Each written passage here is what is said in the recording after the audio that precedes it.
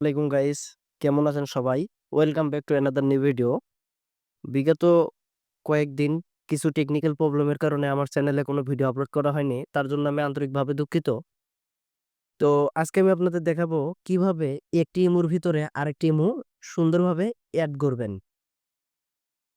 এই ইমুটি অ্যাড করার জন্য প্রথমে আপনারা আপনাদের ফোন থেকে ইমুতে চলে আসবেন।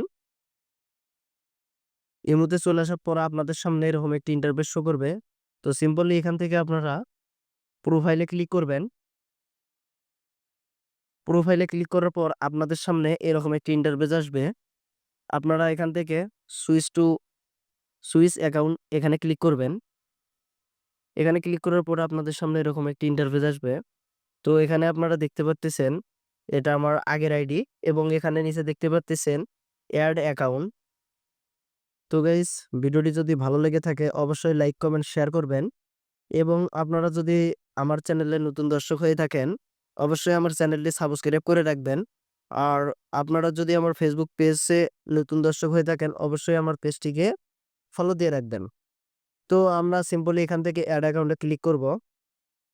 অ্যাড অ্যাকাউন্টে ক্লিক করার পরে যদি পারমিশন চায় পারমিশনগুলো দিয়ে দিবেন, এবং নিচে আপনারা এখানে দেখতে পাচ্ছেন ফোন নাম্বার দেওয়ার একটি অপশন। তো এখানে আপনারা যে নাম্বারটি দিতে চান সেই নাম্বারটি দিয়ে দিবেন। তো এটি আমার একটা আনকমন নাম্বার উঠে আছে, আমি আমার নাম্বারটি দিয়ে দিচ্ছি।